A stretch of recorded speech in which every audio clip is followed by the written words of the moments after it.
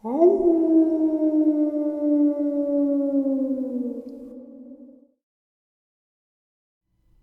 greetings and salutations, everyone, and welcome back to today's second half. Before we get into it, a couple links. As you know, I rely on Patreon, PayPal, and my merch to help the channel to continue to grow and go. The links to Patreon and PayPal are in the description below, my merch displayed directly under the video. Also, Dogman Frightening Encounters, Volume 1, 2, and 3, the audiobook versions. They were written and researched by Tom Lyons, narrated and produced by me, Jeffrey Nadolny. Those audiobooks are available on Audible, Amazon, and iTunes, the links to which are also in the description as well. And finally, last but definitely not least, if you'd really like to help support this channel to continue to grow and go, simply subscribe, click the like button, and please leave a comment. It really does help, and it does matter. And now, everyone, I have taken far too much of your time. Let's get on with today's second half. Shall we? Last night, I brought up a interview with Thomas Castello, a very key part of bringing Dulce to the public's eye. And of course, for some reason, people always bring up Phil Schneider. But in my opinion, Thomas Castello was more of a pivotal part in that, bringing Dulce to the public eye. What happened to Phil was terrible, just like William Cooper. So in my eyes, the three, Thomas, Phil, and William, were kind of martyrs, if you ask me.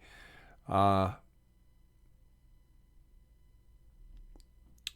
want to share with you the last lecture Phil Schneider ever did before he was discovered, tortured, and killed by those who he had worked for.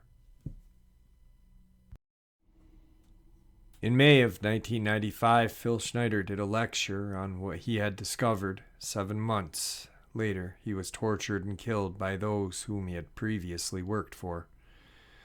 This man's final acts should not go unnoticed. Here is that lecture. It is because of the horrendous structure of the federal government that I feel directly imperiled not to tell anybody about this material. How long I will be able to do this is anyone's guess. However, I would like to mention that this talk is going to be broken up into topics. Each of these topics will have some bearing on what you people are involved in, whether you are patriots or not. I want you to know that these United States are a beautiful place. I have gone to more than 70 countries, and I cannot remember any country that has the beauty as well as the magnificence of its people like these United States. To give you an overview of basically what I am, I started off and went through engineering school. Half of my school was in that field, and I built up a reputation for being a geological engineer, as well as a structural engineer with both military and aerospace applications. I've helped build 2 main bases in the United States that have some significance as far as what is called the New World Order. The first base is the one at Dulce, New Mexico. I was involved in 1979 in the firefight with the alien humanoids, and I was one of the survivors. I'm probably the only talking survivor you will ever hear. 2 other survivors are under close guard. I am the only one left that knows the detailed files of the entire operation. 66 Secret Service agents, FBI, Black Beret, and the like died in that firefight. I was there. Number 1, part of what I am going to tell you is going to be very shocking. Part of what I am going to tell you is probably going to be very unbelievable. Though, instead of putting your glasses on, I'm going to ask you to put your skepticals on. But please, feel free to do your own homework. I know the Freedom of Information Act isn't much to go on, but it's the best we've got. The local law library is a good place to look for congressional records. So if one continues to do their homework, then one can be standing vigilant in the regard to their country. Deep underground military bases and the black budget. I love the country I am living in more than I love my life, but I would not be standing before you now risking my life if I did not believe it was so. This first part of this talk is going to concern deep underground military bases and the black budget. The black budget is a secretive budget that garners 25% of the gross national product of the United States. The black budget currently consumes $1.25 trillion per 2 years. At least this amount is used in black programs like those concerned with deep underground military bases. Presently, there are 129 deep underground military bases in the United States. They've been building these 129 bases day and night, unceasingly since the early 1940s. Some of them were built even earlier than that. These bases are basically large cities underground connected by high-speed magneto-leviton trains that have speeds up to Mach 2. Several books have been written about this activity. Al Bellick has my only copy of one of them. Richard Saunder, a PhD architect, has risked his life by talking about this. He worked with a number of government agencies on deep underground military bases in around where you live in Idaho. There are 11 of them. The average depth of these bases is over 1 mile, and they, again, are basically whole cities underground. They are between 2.66 and 4.25 cubic miles in size. They have laser drilling machines that can drill a tunnel 7 miles long in 1 day. The Black Project sidestep the authority of Congress, which, as we know, is illegal. Right now, the New World Order is depending on these bases. If I had known at the time I was working on them that the NWO was involved, I would not have done it. I was lied to rather extensively. Development of military technology implied German interest in hyperspace technology and more. Basically, as far as technology is concerned, for every calendar year that transpires, military technology increases about 44.5 years, compared with the increased rate of conventional technology. This is why it is easy to understand that back in 1943 they were able to create, through the use of vacuum tube technology, a ship that could literally disappear from one place to another. My father, Otto Oskar Schneider, fought on both sides of the war. He was originally a U-boat captain and was captured and repatriated in the United States. He was involved with different kinds of concerns, such as the atom bomb, the H-bomb, and the Philadelphia experiment. He invented a high-speed camera that took pictures of the first atomic hydrogen, or H-bomb, tests in Bikini Island in July 12th of 1946. I have the original photographs of that test, and the photos also show UFOs fleeing the bomb site at a high rate of speed. Bikini Island at the time was infested with them, especially under the water, and the natives had problems with their animals being mutilated. At the time, General MacArthur felt that the next war would be with aliens from another world. Anyway, my father laid the groundwork with theorians about the Philadelphia experiment, as well as other experiments. What does that have to do with me? Nothing, other than the fact that he was my father. I don't agree with what he did on the other side, but I think he had a lot of guts in coming here. He was hated in Germany. There was a $1 million reward payable in gold to anyone who killed him. Obviously, they did not succeed. Anyway, back to our topic, deep underground bases. The firefight at Dulce. Back in 1954, under the Eisenhower administration, the federal government decided to circumvent the Constitution of the United States and form a treaty with alien entities. It was called the 1954 Greta Treaty, which basically made the agreement that the aliens involved could take a few cows and test their implanting techniques on a few human beings, but that they had to give details about the people involved. Slowly, the aliens altered that bargain until they decided they wouldn't abide to it at all. Back in 1979, this was the reality, and the firefight at Dulce occurred quite by accident. I was involved in building an addition to the deep underground military base at Dulce, which is probably the deepest base. It goes down 7 levels and over 2.5 miles deep. At that particular time, we had drilled 4 distinct holes in the desert, and we were going to link them together and blow out large sections at a time. My job was to go down the holes and check the rock samples and recommend the explosive to deal with that type of rock. As I was headed down there, we found ourselves amidst a large cavern that was full of outer space aliens, otherwise known as large grays. I shot 2 of them. At the time, there were 30 people down there. About 40 more came down after this started, and all of them got killed. We had surprised the whole underground base of existing aliens. Later, we found out that they had been living on our planet for a long time. This could explain a lot of what is behind the theory of the ancient astronauts. Anyway, I had gotten shot in the chest with one of their weapons, which was a box in their body. That blew a hole in me and gave me a nasty dose of cobalt radiation. I've had cancer because of that.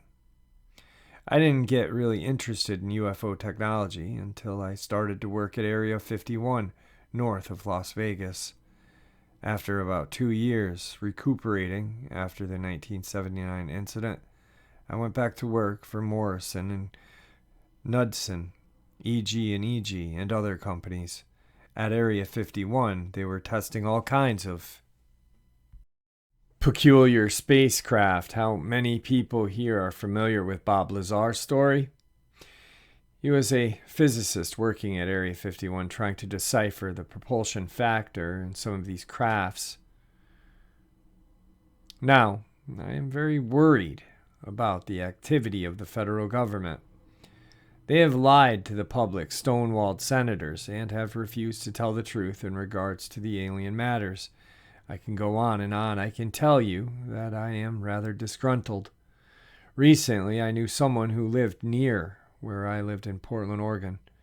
He worked at Gunderson Steel Fabrication, where they make railroad cars. Now, I knew this fella for the better part of 30 years, and he was kind of a quiet type. He came in to see me one day, excited, and he told me they are building prisoner cars, and he was nervous.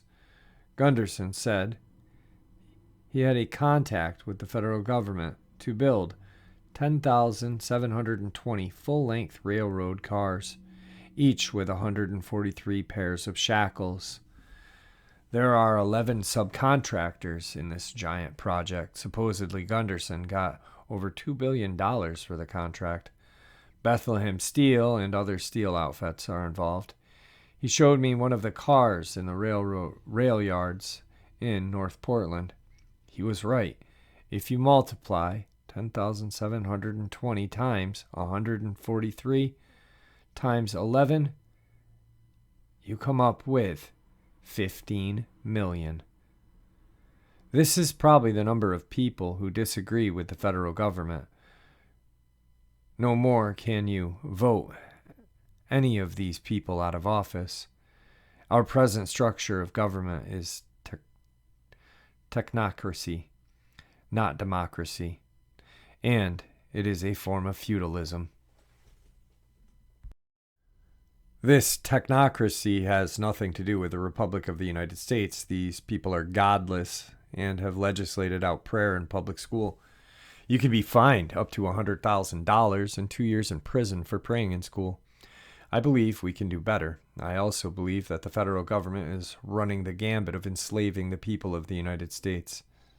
I am not a good speaker, but I'll keep shooting my mouth off until someone puts a bullet into me, because it's worth to talk to a group like this about the atrocities. America's black program contractors. There are other problems. I have some interesting 1993 figures. There are 29 prototype stealth aircraft presently. The budget from the U.S. Congress 5-year plan for these $245.6 million. You couldn't buy the spare parts for these black programs for that amount. So, we've been lied to. The black budget is roughly $1.3 trillion every 2 years. A trillion is 1,000 billion. $1 trillion weighs 11 tons.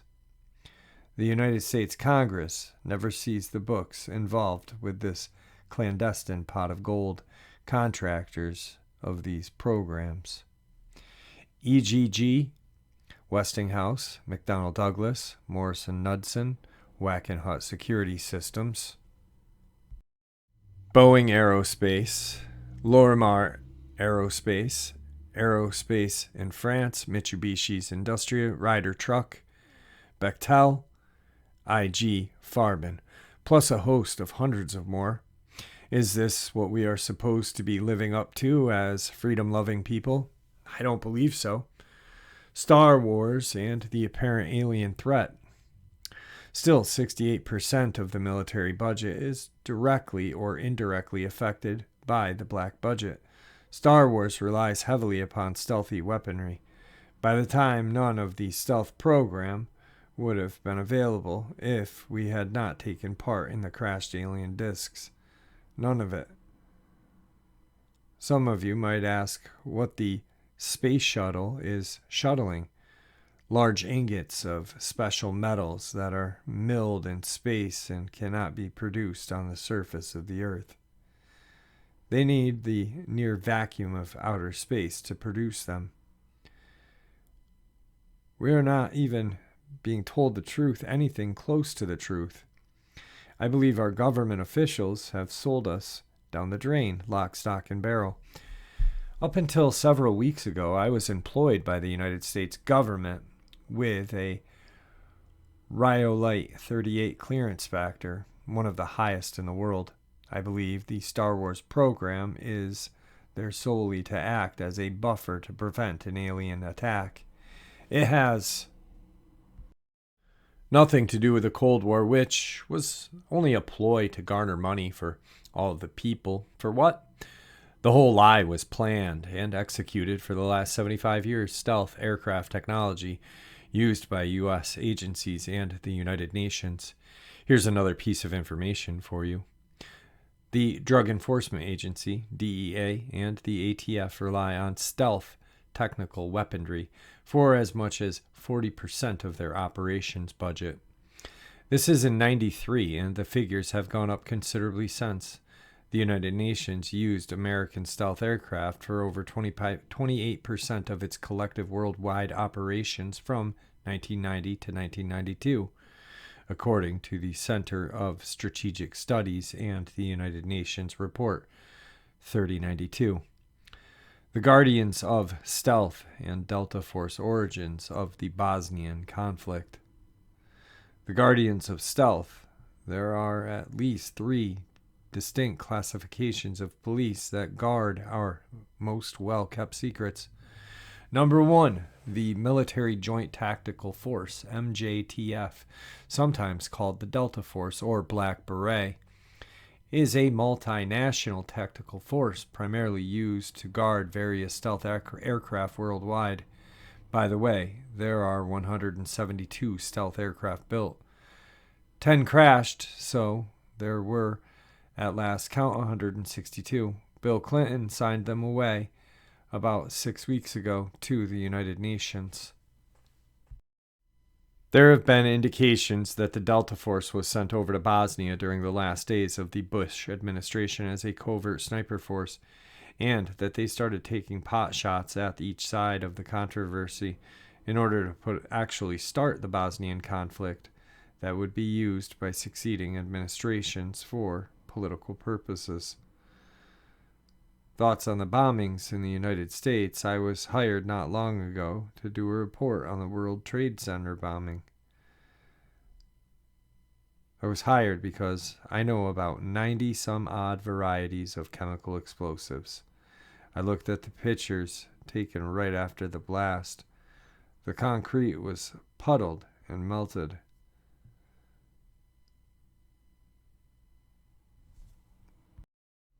The steel in rebar literally extruded up to 6 feet longer than its original length.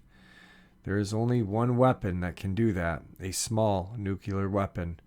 That's a construction-type nuclear device. Obviously, when they say that it was a nitrate explosive that did the damage, they are lying 100%. The people they have in custody probably didn't do the crime. As a matter of fact, I have reason to believe that the same group held in custody did do other crimes, such as a killing of a Jewish rabbi in New York. However, I want to further mention that with the last explosion in Oklahoma City, they are saying it was a nitrate or fertilizer bomb that had done it. First, they came out and said it was a 1,000-pound fertilizer bomb. Then it was 1,500, then 2,000 pounds. Now it's 20,000. You can't put 20,000 pounds of fertilizer in a Ryder truck. Now, I've never mirrored explosives, per se. I know the chemical structure and application of construction explosives. My reputation is based on it. I helped hollow out more than 13 deep underground bases in the United States. I worked on the Malta project in West Germany, in Spain, and Italy. I can tell you from experience that nitrate explosion would not have hardly shattered the windows of the federal building in Oklahoma City. It would have killed a few people and knocked part of the facing off the building, but it would never have done that kind of damage. I believe I've been lied to, and I am not working it any longer. So I'm telling you that you've been lied to. The truth behind the Republican contract with America. I don't perceive at this time that we have too much more than 6 months left of life in this country. At present rate, we are the laughing stock of the world, because we are being hoodwinked by so many evil people that are running this country. I think that we can do better. I think people over 45 are seriously worried about their future. I'm going to run some scary scenarios by you. The contract with America contains the same terminology that Adolf Hitler used to subvert Germany in 1931. The contract with America is the last-ditch effort by our federal government to tear away the Constitution and the Bill of Rights. Some statistics on black helicopter presence. The black helicopters, there are over 64,000 black helicopters in the United States. For each hour that goes by, there is one being built. Is this the proper use of our money? What does the federal government need 64,000 tactical helicopters for? If they are not trying to enslave us, I doubt if the entire military needs 64,000 worldwide. I doubt if all the world needs that many. There are 157 F-117A stealth aircraft loaded with LiDAR and computer-enhanced imaging radar. They can see you walking from room to room when they fly over your house. They see objects in your house from the air with a variation limit of 1 inch to 30,000 miles. That's how accurate it is. Now, I am Now, I worked in the federal government for a long time, and I know exactly how they handled their business. Government earthquake device. AIDS as used as a bioweapon based on alien excretions. The federal government has now invented an earthquake device. I am a geologist and I know what I'm talking about. With the Kobe earthquake in Japan, there was no pulse wave as in the normal earthquake. None. In 1989, there was an earthquake in San Francisco. There was no pulse wave with that one either. It's a Tesla device being used for evil purposes. The black budget programs have subverted science as we know it. Look at AIDS, invented by the National Ordnance Laboratory in Chicago, Illinois in 72. It's a biological weapon to be used against the people of the United States. The reason I know this is that I have seen documentation by the Office of Strategic Services, which, by the way, is still in operation to this day through the CDC in Atlanta. They used glandular excretions of animals, humans, and alien humanoids to create this virus. These alien humanoids the government is hobnobbing with are the worst news. There is absolutely no defense against their germs, none. They are a biological weapon of terrible consequence. Every alien on our planet needs to be isolated. Saddam Hussein killed 3.5 million Kurdish people with a similar biological weapon. Do we, the people of this planet, deserve this? No, we don't, but we are doing nothing about it. Every moment we waste, we are doing other people on this planet a disservice. Right now, I am dying of cancer that I contracted because of my work for the federal government. I may live 6 months, I may not. I will tell you one thing. If I keep speaking out like I am, maybe God will give me the life to talk my head off. I will break every law that it takes to talk my head off. 11 of my best friends in the last 22 years have been murdered. 8 of those murders were called suicides. Before I went to talk in Las Vegas, I drove a friend down to Joshua Tree near 29 Palms. I drove into the mountains in order to get to Needles, California, and I was followed by 2 government E350 vans with G14 plates, each with a couple of occupants, one of which had an Uzi. I knew exactly who they were. I have spoken 19 times and have probably reached 40,000 people. Well, I got ahead of them and came to a stop in the middle of the road. They both went on either side of me and down a ravine. Is this what it's going to take? I cut up my security card and sent it back to the government and told them if I was threatened, and I have been, that I was going to upload 140,000 pages of documentation to the internet about the secret government structure and the whole plan. I have already begun that task. Thank you very much. 7 months later, he was found tortured and dead, just like William Cooper, shot, left to die 6 hours in his front yard. Tom Castelletto, never seen again. Very strange. It's almost like they were quickly cleaning house as fast as they could. But with that, hope you enjoyed tonight's second half. And may the Great Spirit watch over us all, and may He guide us down that path that, well, we call life.